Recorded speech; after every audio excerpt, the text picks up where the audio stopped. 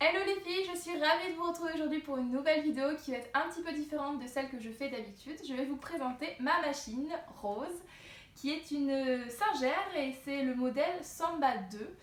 Elle est rose puisqu'il y a un mois de cela, je l'ai complètement désossée avec mon papa et on l'a rebombée entièrement pour qu'elle soit un petit peu rétro. Et comme ça m'a permis d'effacer l'effet jauni du plastique puisqu'elle a un peu plus de 30 ans cette machine, elle a été éditée dans les années 80. Donc je vais vous apprendre à l'enfiler, mais également à vous montrer comment régler un bloc tension, comment utiliser les différents points, même si moi j'avoue que j'en ai pas beaucoup, je crois que j'en ai que 5, mais ça fera déjà un bon début, c'est les principaux. Je vais vous apprendre à enfiler également une canette et vous expliquer les différents fonctionnements de cette machine.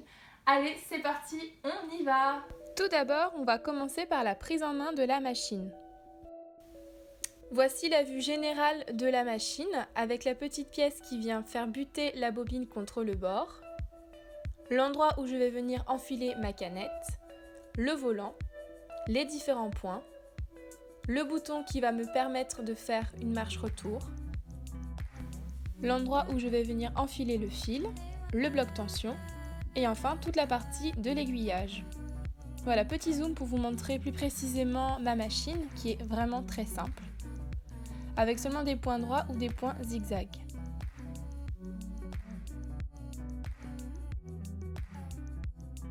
Étape 1, la pédale. La pédale, c'est ce qui va permettre à la machine de fonctionner. Vous la placez sous la table et vous n'avez plus qu'à appuyer avec votre pied. Elle est composée de deux embouts, un qui se branche directement dans la machine et l'autre qui se branche à votre prise électrique. N'oubliez pas d'allumer votre machine. Étape 2, la canette. La canette, donc ça c'est une étape primordiale, faites très attention à positionner votre fil dans le bon sens afin d'avoir une canette parfaitement enfilée. Si vous oubliez une des étapes, votre canette s'enfilera mal. N'oubliez pas de positionner la canette sur l'embout et de le rabattre sur le côté. Vous n'avez plus qu'à appuyer sur la pédale pour faire fonctionner le tout. Étape numéro 3, l'enfilage de la machine. Donc là c'est vraiment très important puisqu'une machine mal enfilée ne va par définition pas fonctionner. Donc vous devez faire attention à passer dans tous les petits endroits où le fil doit absolument aller, sinon votre point ne sera vraiment pas joli. L'enfilage de la machine commence à l'endroit même où se trouve la bobine. Donc on vient serrer le fil sur le haut de la machine, puis on descend vers le bloc tension. Là vous avez un petit zoom pour vous montrer plus précisément comment cela fonctionne. Ensuite on remonte le fil vers le levier compensateur du fil, puis on descend, on insère le fil au niveau du ressort, puis dans le guide-fil, ensuite dans la pince aiguille, puis enfin dans le chat de l'aiguille. N'oubliez pas de lever le pied presseur et de passer le fil sur le côté. Vous avez un espace où en fait la grille a été coupée pour faciliter cette opération. Et comme ça, vous pouvez mettre le fil directement en arrière. La machine offre différents pieds pour les coutures. Donc là, je vous montre l'opération pour pouvoir le changer. Vous avez juste à lever le pied presseur, à enlever le pied et pour le remettre, vous faites l'opération inverse.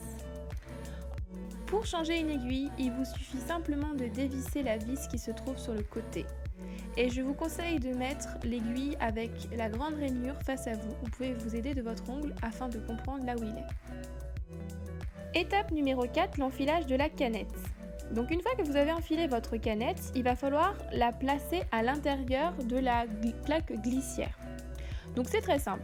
Le fil doit tourner dans le sens des aiguilles d'une montre. Ensuite, vous venez placer la canette à l'intérieur.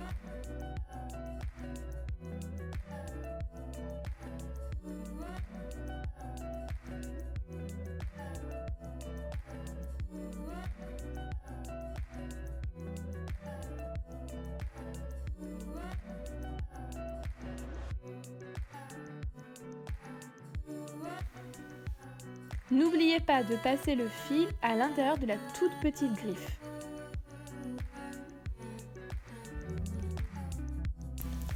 Étape numéro 5, les différents points. Donc tout à l'heure, je vous ai expliqué que ma machine avait 5 points. Donc le premier, c'est le point droit. C'est le point le plus fréquemment utilisé.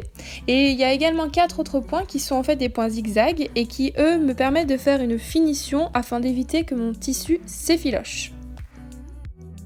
Grâce au sélectionneur de largeur de points, je vais pouvoir choisir de faire des points plus ou moins proches les uns des autres.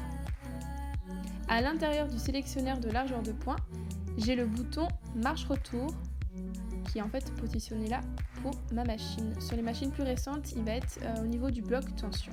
Ce point va me permettre de faire une finition impeccable de mes coutures. Et voilà, c'est déjà la fin de ce petit tuto qui, j'espère, vous aura appris beaucoup de choses. Je vous dis à très vite pour une nouvelle vidéo et je vous invite à vous rendre directement sur mon blog jolicarmin.fr pour voir mes anciens tutos.